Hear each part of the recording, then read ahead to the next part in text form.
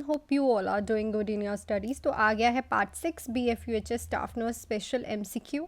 ठीक है, तो आज हम करेंगे कुछ और अच्छे MCQs सिनेरियो बेस्ड, क्योंकि एनक्लेक्स बेस्ड MCQs BFUHS के एग्ज़ाम में देखे जाते हैं और ये रिपीटेड MCQs भी हैं. और कम MCQs कराने का यही है कि आप उस टॉपिक को प्लीज़ क्लियर करिए, क्योंकि टॉपिक क्लियरेंस बहुत ज़्यादा इम्पॉर्टेंट है. अगर टॉपिक क्लियर है तो 60 to 70% जो MCQ है वो सॉल्व ऑलरेडी हो जाता है. सो स्टार्ट करते हैं with our first MCQ. 5 parts already बन चुके हैं, आप वो भी जाके देख सकते हैं. बहुत ज़्यादा रिपीट होने वाले क्वेश्चन अब प्रीवियस ईयर के क्वेश्चन हैं ये. तो स्टार्ट करते हैं with our first question. The nurse is caring for a client after tracheostomy procedure. The client is anxious with respiratory rate of 32 and oxygen saturation of 88. The nurse for first action should be. So एक nurse है, client की care कर रही है, उसकी tracheostomy procedure हुआ है उसके बाद, और client जो है वो anxious है, ठीक है, थोड़ा anxiety में है, उसका respiratory rate बढ़ा हुआ है 32 और उसकी oxygen saturation भी 88 है. तो nurse क्या एक्शन करेगी? पहले suction the client, turn the client to the left sim position, notify the physician, या फिर रीचेक द ऑक्सीजन सेचुरेशन. तो ऑलवेज याद रखना कि अगर किसी की ट्रिकोस्टमी ट्यूब पड़ी है और उसको ये सब हो रहा है, फर्स्टली हमें क्या करना है? सक्शन करना है क्लाइंट को, बिकॉज मे बी वहाँ पे सिक्रीशंस क्लॉग हो चुकी हैं, ट्रिकोस्टमी ट्यूब में कोई ऑब्स्ट्रक्शन आ गई है, दैट वाई पेशेंट जो है थोड़ा डिजी फील कर रहा है. ठीक है, और उसके बाद अगर ये वर्क नहीं करता, हमारी सेकंड प्रायोरिटी क्या होती है कि हमें नोटिफाई करना है फिजिशियन को. क्वेश्चन में ये भी आ सकता है, फर्स्ट की जगह लिखे कि सेकंड एक्शन क्या होगा, तो सेकंड एक्शन होगा नोटिफाई द फिजिशियन, पर पहले हमें सक्शन करके देखना है क्लाइंट को. ठीक है, बाकी ऑप्शंस नहीं है कुछ भी, पहले हमें देखना है कि कोई ऑब्स्ट्रक्शन तो नहीं है ट्रिकोस्टमी में, क्योंकि उसका रेस्पिरेटरी रेट भी इंक्रीज़ हुआ है और सैचुरेशन कम हुई है. So there is a chances of obstruction. तो पहले हम ऑब्स्ट्रक्शन देखेंगे, अगर वो नहीं ठीक होती then if it doesn't work, हमने क्या करना है? नोटिफाई करना है फिजिशियन को. ठीक है, इंपॉर्टेंट क्वेश्चन है. नेक्स्ट पे चलते हैं. During basic life sport class the instructor said that the blind finger sweeping is not advisable for infant, which among the following could be reason. Basic life sport class में एक instructor जो है students को बताता है कि हम कभी भी फिंगर स्वीप नहीं करते इन्फेंट में. ठीक है, फिंगर नहीं डालते कभी भी इन्फेंट में. तो उसका रीज़न क्यों हो सकता है? Finger in the mouth, so the infant might bite, the object may be pushed deeper into the throat, sharp finger nail might injure the victim, या फिर the mouth is still too open. तो हम mouth में finger insert क्यों नहीं करते? Because patient कौन सा है हमारे पास? इन्फेंट है. ठीक है, अगर उसने कोई ऑब्जेक्ट खाया है तो वो और ज़्यादा डीप जा सकता है, क्योंकि बात किस चीज़ की हो रही है? बेसिक लाइफ स्पोर्ट की. ठीक है, किसकी क्लास चल रही है? बेसिक लाइफ स्पोर्ट की. तो कभी भी इन्फेंट में हम फिंगर स्वीप नहीं करते, बिकॉज अगर कोई ऑब्जेक्ट होगा तो वो और ज़्यादा थ्रॉट के अंदर डीपर पुश हो जाएगा. ठीक है, इसलिए एडवाइजेबल नहीं होता इन्फेंट्स में. ठीक है, नेक्स्ट में चलते हैं. Which of the following anti-malarial drug is not safe to prescribe to a pregnant woman? Anti-malarial drug होती है जो, कौन सी इसमें से सेफ नहीं है? इंपॉर्टेंट क्वेश्चन है बहुत. क्लोरोक्विन, पेरीमाक्विन, क्विनाइन, या फिर क्विनोडाइन. सो मोस्टली बच्चे बोलते हैं chloroquine. No, it is prescribe to the pregnant women. जो पेरीमाक्वाइन होती है वो नहीं देते, बिकॉज ये क्या करती है? रिस्क किस चीज़ का कर देती है? स्वीयर किसका? हीमोलाइसिस का. ठीक है, बहुत ज़्यादा haemolyse destruction of RBCs, haemoglobin के डिस्ट्रक्शन में कर देती है. ठीक है, किसमें? Glucose 6 phosphate dehydrogenases. ठीक है, तो इसीलिए प्रीमैक्वाइन जो है एंटी मलेरियल ड्रग है वो हम प्रेग्नेंट वुमेन को नहीं देते. ठीक है, नेक्स्ट पे चलते हैं. Which of the following least effect of occurrence as a complication of diabetic mellitus. इसमें से कौन सी लीस्ट इफेक्ट अक्रेंस होगी अगर किसी को डायबिटिक मलाइटिस हुआ है? कॉम्प्लिकेशन लीस्ट है उसको, ये नहीं होगी. Blindness, stroke, renal failure, liver failure. तो देखो, डायबिटिक मलाइटिस वाले पेशेंट जो है वो कौन सी प्रॉन होता है किस कॉम्प्लिकेशन के? Systematic vascular and neurologic complications के ज़्यादा करीब होता है, मतलब उसको ये वाली कॉम्प्लिकेशंस ज़्यादा होती है, एक वास्कुलर और न्यूरोलॉजिकल। तो लीवर फेलियर वाली जो है वो कॉम्प्लिकेशन लीस्ट कॉम्प्लिकेशन होती है उसकी, ठीक है। सो ये जो ऑप्शन है हमारे पास ठीक है। ब्लाइंडनेस भी न्यूरोलॉजिकल से रिलेटेड है, स्ट्रोक भी है सिस्टमेटिक वास्कुलर, अगर वेसल्स में कोई दिक्कत आएगी, ब्लड फ्लो नहीं जाएगा तो पेशेंट स्ट्रोक में भी जा सकता है और रीनल फेलियर में भी जा सकता है, ठीक है। सो लीवर फेलियर जो है लीस्ट कॉम्प्लिकेशन होती है डायबिटिक मेलाइटिस वाले पेशेंट में। नेक्स्ट पे चलते हैं। The nurse notes documentation that a child is exhibiting an inability to flex the legs with the thigh is flexed anteriorly at the hip, which condition does the nurse suspect.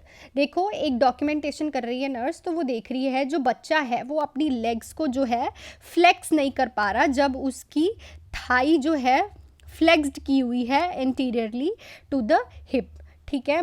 ध्यान से सुनो क्या हो रहा है, वो अपनी लेग को फ्लेक्स नहीं कर पा रहा, ठीक है, जब उसकी थाई को हमने एंटीरियरली फ्लेक्स्ड किया हुआ है एट द हिप।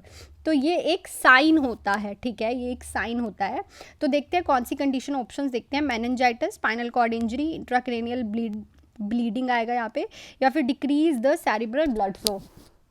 तो ये क्यों हुआ है? मेनिंजाइटिस की वजह से। मेनिंजाइटिस में दो साइंस देखने को मिलते हैं, कर्निंग साइन एंड ब्रूडिंज़गी साइन, ठीक है, ब्रूडिंज़गी साइन। तो ये कौन सा साइन है? कर्निक साइन है, क्योंकि वो लेग को इसलिए फ्लेक्स नहीं कर पा रहा क्योंकि जो उसकी हैमस्ट्रिंग्स हैं उसमें क्या होगी, उसको पेन होगी, इस वजह से वो इनएबल हो जाएगा लेग्स को फ्लेक्स करना। जब उसकी थाई को हम फ्लेक्स करेंगे इंटीरियरली आगे से टू द हिप, तो याद रखना इसको बोलते हैं कर्निक साइन, ठीक है। मेनिंजाइटिस एक इम्पॉर्टेंट टॉपिक है, तो ऐसे भी साइंस आ जाते हैं और इसके ये दो साइंस जो हैं इम्पॉर्टेंट हैं।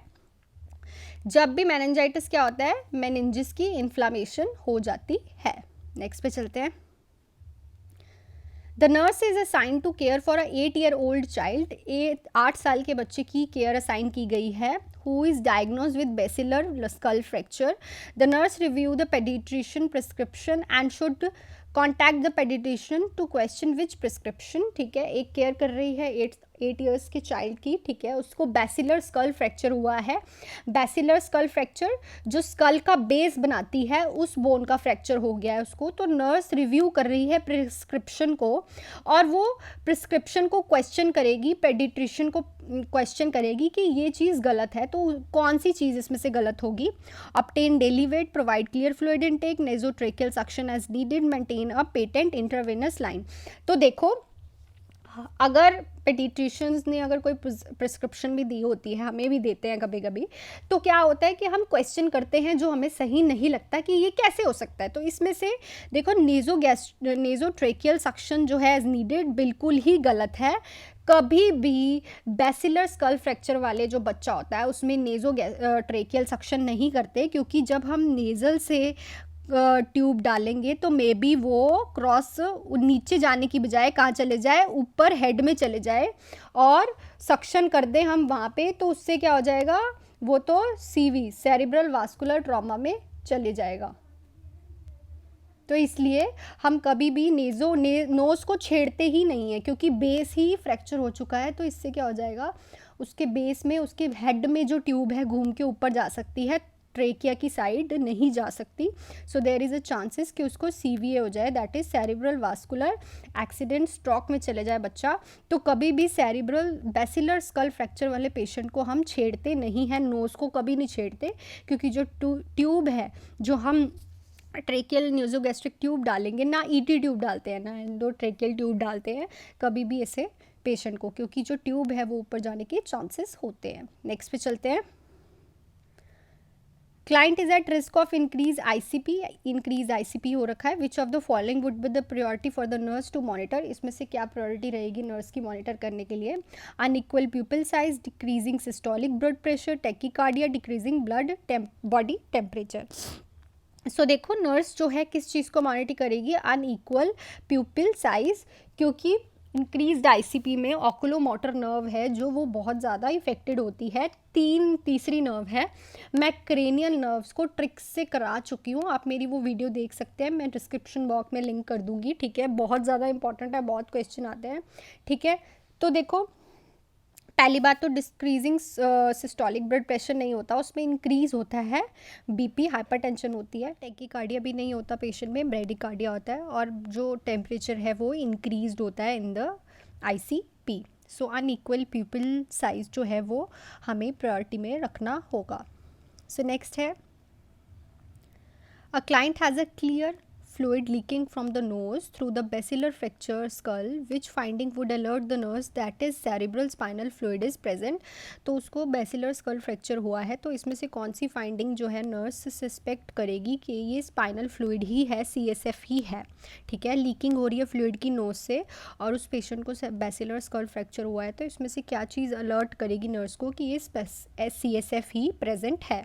तो fluid is clear and test negative for glucose, fluid is grossly blood in appearance and has a pH of 6, fluid clamps together on a dressing and has a pH of 7, fluid separate into a concentric rings and test positive for glucose। देखो ये option बिल्कुल सही है। जब भी आप क्या करोगे, अगर किसी को बेसिलर स्कल फ्रैक्चर होता है तो जो लीकेज हो रहा होता है फ्लूइड, उसको हम एक टिश्यू पे लेके देखते हैं या फिर गॉज पे लेके देखते हैं। अगर वो ऐसा रिंग बना रहा है और अंदर क्या है, रेड कलर दिख रहा है आपको, बाहर यहाँ पे येलो कलर का रिंग दिख रहा है, ऐसे रिंग्स बनने लग जाएंगे उस फ्लूइड के, तो इट मीन्स वो CSF ही है।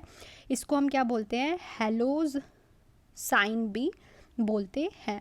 तो अगर आप देखोगे CSF जो अगर आप गॉज पे लेके देखोगे तो वो एक ऐसी रिंग बना देगा, अंदर क्या होगा, रेड कलर, और बाहर हमें क्या दिखेगा, यहाँ पे येलो कलर का फ्लूइड। ठीक है, वो ऐसे रिंग्स बना देगा बहुत सारा, तो इट मीन्स वो CSF फ्लूइड ही है। तो हेलो साइंस देखने को मिलता है। सो नेक्स्ट क्वेश्चन पे चलते हैं। तो याद रखना CSF इंपॉर्टेंट क्वेश्चन है, बहुत बार आ चुका है। A client has just received diagnosed of hepatitis A. Ask how I could have gotten this disease. What is the nurse best response? एक client है, उसको hepatitis A हुआ है, वो नर्स को पूछ रहा है कि मेरे को ये डिसीज़ कैसे हो गई, तो नर्स क्या रिस्पॉन्स करेगी, you have been contacted with by using IV drugs, you contacted this by engaging in unprotected sex, you have been eaten contaminated food and you must have received an infected blood transfusion. So hepatitis A हुआ है तो obviously उसने कोई contaminated food खाया है, important question है, तभी उसको हेपेटाइटिस ए हुआ है। बाय दिस हेपेटाइटिस, किस हेपेटाइटिस के होने के चांसेस होते हैं, C, हेपेटाइटिस C होने के ज़्यादा चांसेस होते हैं, बट कंटामिनेटेड फूड में A और हेपेटाइटिस E होता है।